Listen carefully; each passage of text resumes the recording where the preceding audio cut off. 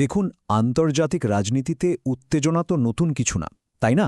কিন্তু ব্যাপারটা কি দাঁড়ায় যখন একজন বিশ্বনেতার মাত্র একটা সোশ্যাল মিডিয়া পোস্ট পারমাণবিক যুদ্ধের একটা আশঙ্কা তৈরি করে ফেলে, যখন একটা টুইট একটা গোটা সভ্যতাকেই বিলুপ্ত করার হুমকি দেয়, তখন সেটা তো আর সাধারণ কোনো বার্তা থাকে না। চলুন সেই রাতের ঘটনাটার আরও গভীরে যাই, যে ঘটনাটা পুরো বিশ্বকে একদম স্তব্ধ করে দিয়েছিল। এই কথাগুলোই, ঠিক এই কথাগুলোই বিশ্বজুড়ে চরম উদ্বেগ আর উৎকণ্ঠা তৈরি করেছিল। মার্কিন প্রেসিডেন্ট ডোনাল্ড ট্রাম্পের কাছ থেকে আসা এই সরাসরি আর ভয়ঙ্কর বার্তাটাই ছিল তখন সব আলোচনার কেন্দ্রে। কিন্তু প্রশ্ন হল, ঠিক কি এমন হচ্ছিল যার জন্য এমন একটা চূড়ান্ত হুমকি আসতে পারে? তো প্রথমেই বুঝতে হবে পরিস্থিতিটা আসলে কেন এতটা বিস্ফোরক হয়ে উঠেছিল। দেখুন, যুক্তরাষ্ট্র, ইসরায়েল আর ইরানের মধ্যে টেনশন তখন একদম চরমে। আর এর সাথে যোগ হয়েছিল হরমুজ প্রণালী নিয়ে বেঁধে দেওয়া একটা ডেডলাইন, যেটা খুব দ্রুত ঘনিয়ে আসছিল।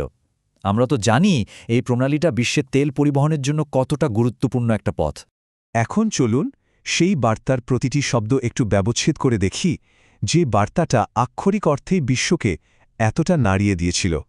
এখানে কিন্তু কোনো রকম রাগঢাক ছিল না, কোনো অস্পষ্টতাও ছিল না। ট্রাম্প তার পোস্টে সেই রাতটাকে মানব ইতিহাসের একটা নির্ণায়ক মুহূর্ত হিসেবে চিহ্নিত করেন। তার ভাষা থেকে এটা একদম পরিষ্কার বোঝা যাচ্ছিল, এটা কোনো সাধারণ রাজনৈতিক বক্তব্য নয়, বরং এটা ছিল একটা চূড়ান্ত সতর্কবার্তা। আর এই ভয়ঙ্কর পদক্ষেপের পেছনে যুক্তি হিসেবে তিনি তুলে ধরেন এই কথাগুলো। এটা ছিল ইরানের তৎকালীন শাসন ব্যবস্থার বিরুদ্ধে একটা সরাসরি অভিযোগ, আর একই সাথে ৪৭ বছরের কথিত দুর্নীতি আর মৃত্যুর রাজনীতির অবসানের এক নির্মম ঘোষণা। তবে এই বার্তার সবচেয়ে পাজলিং, মানে সবচেয়ে ধাঁধা লাগানো দিকটা ছিল এর ভেতরের বৈপরীত্য। একদিকে যেমন ধ্বংসের হুমকি, ঠিক অন্যদিকে আবার আশার আলো। এই স্লাইডটা সেই ধাঁধাটাকে খুব পরিষ্কারভাবে তুলে ধরছে। একবার ভাবুন, একদিকে একটা সভ্যতা বিলুপ্তির হুঁশিয়ারি, আবার অন্যদিকে ইরানে নাকি এর মধ্যেই ঘটে গেছে এক চমৎকার পরিবর্তন। এই দুটো একেবারে বিপরীতধর্মী বার্তা বিশ্বনেতা আর বিশ্লেষকদের একটা গভীর ধাঁধার মধ্যে ফেলে দিয়েছিল। এটা কি আসলে শান্তির প্রস্তাব, নাকি যুদ্ধের একটা পূর্ব প্রস্তুতি? এবং সবশেষে এই চরম বৈপরীত্যের এক চূড়ান্ত নিদর্শন, মানে যে দেশের সভ্যতাকে বিলুপ্ত করার হুমকি দেয়া হচ্ছে, সেই দেশের মানুষেরই মঙ্গল কামনা করা হচ্ছে।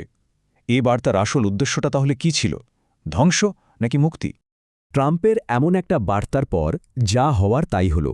গোটা বিশ্বজুড়ে তীব্র প্রতিক্রিয়া শুরু হল, যা সবাইকে একটা চরম অনিশ্চয়তার মধ্যে ফেলে দিল। তখন সবার মনে ঘুরপাক খাচ্ছিল একটাই প্রশ্ন, এটা কি সত্যি সত্যি পারমাণবিক হামলার চূড়ান্ত কোনো সংকেত, নাকি নিছকই আলোচনার টেবিলে চাপ বাড়ানোর একটা কৌশল? গোটা বিশ্বের ভাগ্য যেন এই একটা প্রশ্নের উত্তরের ওপরই নির্ভর করছিল। এই হুমকির পর পুরো বিশ্ব যেন একদম দম বন্ধ করে অপেক্ষা করছিল। ঘড়ির কাঁটা শুধু এগিয়েই চলছিল, আর তার সাথে পাল্লা দিয়ে বাড়ছিল উৎকণ্ঠা। প্রতিটা মুহূর্ত ছিল টান টান উত্তেজনায় ভরা, কারণ এর পরিণতি হতে পারত কল্পনারও বাইরে, ভয়াবহ। আর এই চরম অনিশ্চয়তার মধ্যেই বিশ্লেষকরা সবচেয়ে ভয়ঙ্কর সম্ভাবনাটার কথা ভাবতে শুরু করলেন, একটা নতুন বিশ্বযুদ্ধ। বিশ্লেষকদের আশঙ্কাটা ছিল একদম স্পষ্ট, ঠিক এই ডোমিনোগুলোর মতো। যদি সত্যি ইরানে পারমাণবিক হামলা হয়, তবে সেটা একটা ভয়ঙ্কর চেইন রিয়াকশন শুরু করতে পারে। একটা সংঘাত থেকে জন্ম নেবে আর একটা, যা শেষ পর্যন্ত একটা সর্বনাশা তৃতীয় বিশ্বযুদ্ধে রূপ নিতে পারে। আসলে এই পুরো ঘটনাটা আজকের ডিজিটাল যুগের একটা কঠিন বাস্তবতাকে চোখে আঙুল দিয়ে দেখিয়ে দেয়। মানে ভেবে দেখুন তো, এমন একটা সময় যেখানে একজন নেতার শুধু একটা পোস্ট মুহূর্তের মধ্যে পুরো বিশ্বকে নাড়িয়ে দিতে পারে, সেখানে প্রশ্নটা এসেই যায়, একটা সোশ্যাল মিডিয়া পোস্ট কি আসলেই বিশ্বকে একটা ভয়ঙ্কর যুদ্ধের দোরগোড়ায় নিয়ে আসার ক্ষমতা রাখে? এর উত্তরটা হয়তো আমাদের সবার জন্যই খুব গুরুত্বপূর্ণ একটা ভাবনার বিষয়।